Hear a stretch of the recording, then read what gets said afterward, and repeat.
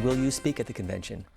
Well, it's hard to say. That is, doesn't appear that I'm going to be the nominee, so I'm not going to be determining the scope of the convention. There's that. So the question is Bernie ready to pack it in? Well, in less than an hour from now, he is holding and I'm quoting here, "Where we go from here" event, and it's in Midtown Manhattan. Our own Dominic Carter is there, and he joins us live. Dominic?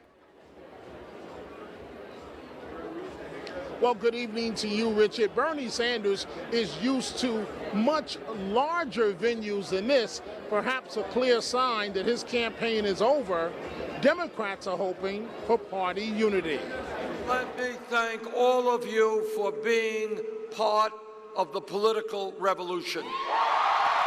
He quickly became a political celebrity during the campaign, but Sanders still has not dropped out of the presidential race. And if you thought that tonight Sanders would definitely toss his support to Hillary Clinton, you might want to think again. It is the question that continues to linger if and when the insurgent candidate will endorse Clinton. He has said he wants the Democratic Party platform to be the most progressive ever. Tonight, Sanders is expected to focus on policy, from income and wealth inequality to climate change. Isn't it over? I don't think so. I think that until the DNC officially announces a candidate, it's not over. I think Bernie still has a very good chance. I think the fight should keep going.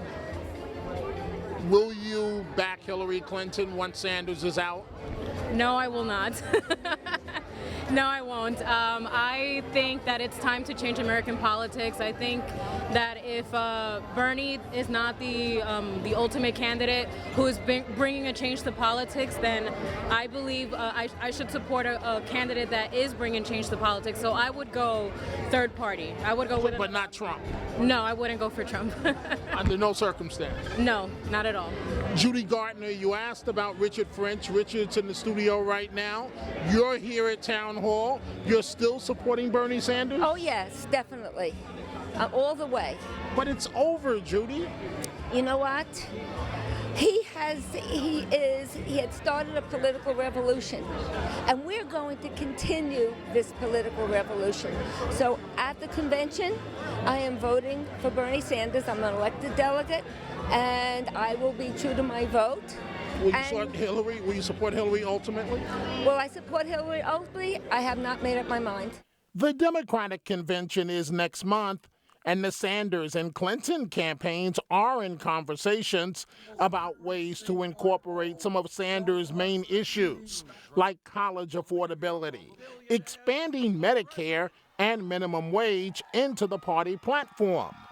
So on the table is a possible endorsement of Clinton before the Democratic convention in Philadelphia, where you will be, Richard, but the timeline remains up in the air.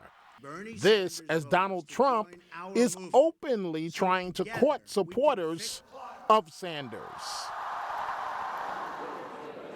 So, Richard, we'll be listening carefully to what Bernie Sanders has to say in just a couple of minutes here. Keep this in mind. A few hundred people here tonight.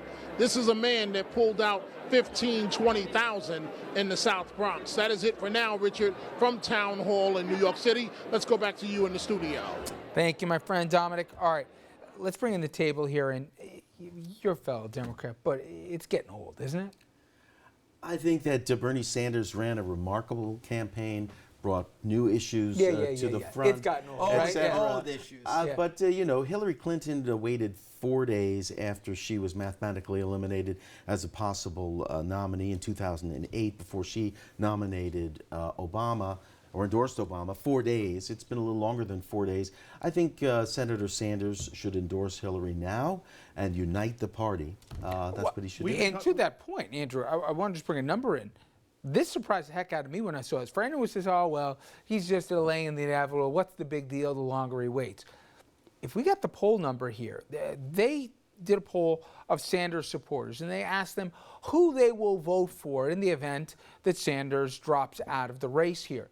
Look at this. Now, obviously, Hillary Clinton de facto got the majority of this. Donald Trump, 22%? Now, I would think, and I know everyone's going to say that once he makes it official and he gives a warm embrace of Hillary, and it's inevitable it'll happen, the numbers will change. But nonetheless, nearly a quarter of his support goes to Donald Trump. My gosh, it surprised me at least. I mean, I've seen other polls that had that number being much, much smaller. And I also look at the size of the crowd, as Dominic was looking at town hall tonight. I don't think he becomes more of a drag on Clinton the longer this goes on. I think he just becomes less and less relevant to the process as this goes on. And I think you're seeing that with the crowd size in New York today. These are an energized base, Dominic. They're going to go somewhere. The longer he waits, the less energized and motivated they are to go, because it looks like he's doing it at the end of a gun. The bottom line is they want change. And the bottom line is they don't like Hillary. Hillary has high negatives, as does Donald Trump. The American people are being asked to support two candidates they don't like. But wouldn't you have said, Chris, we could have said the same thing 8 years ago, No. where there was such a contentious primary that Hillary supporters would never get behind Obama, but they did? No, because Obama was really popular, and people thought he would bring change, and it would be a new day for, sorry for that phrase, but it would be a new day for the United States, which I'll it add wasn't. one more point.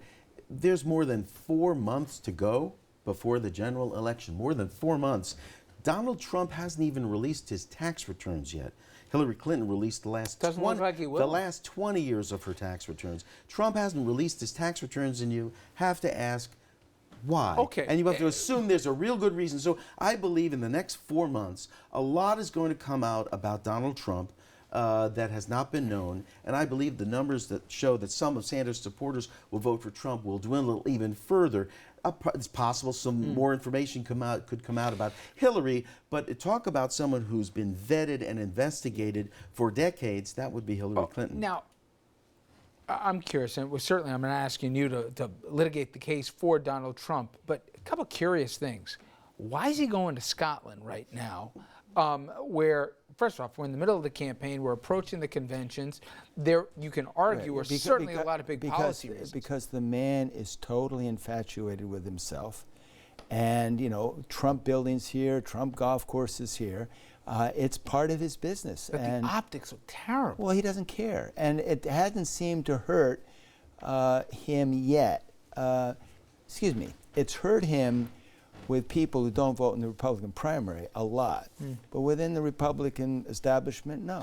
I'll do the heavy lifting on this. It's because he thinks that his success as a presidential candidate is connected to his brand as a businessman, and at the very least he's able to flout how successful a businessman he is. You call that with, heavy lifting? with his, well, you weren't doing it, so I figured I'd take the... Andrew, as I've read in the various newspapers today, Trump has lost millions of dollars in on his golf course in Scotland. Right, but you got to do some pretty deep digging in order to find that information. And if he's standing there, you know, with fireworks going off, look at how wonderful my golf course is. There's also going to be people, the aggrieved neighbors who hate him, holding up Mexican flags apparently in the backdrop in Scotland. So I like to do the heavy. I like to do the heavy lifting. The man is obsessed with himself. He is. He is. He's absolutely obsessed with himself. He talks about himself. He has to have his name everywhere, and so he can't think rationally when he needs to. Okay, let me ask you a couple questions because Nice. You were a big supporter of John Kasich. He was interviewed recently about Trump, and he had said before, I'll get behind the nominee. I saw him interviewed, and you could physically see the pain. He goes, I just can't do it. And he, now, how many... Did you hear how he said it? I loved it. He said, we're like two companies that they want to have a merger, and we're totally incompatible. I mean, he talks like politicians don't talk. I happen to know his wife and his daughters would be very unhappy if he endorsed Trump. So to that end, how much do you think Cleveland... Give him a preview of what do you think he's going to find in Cleveland. Will there be a floor fight? There'll be a floor fight, but we know what the result will be. You believe that's inevitable? Yeah, okay. but why shouldn't the folks who want a different candidate, like gun control or anything, have a vote?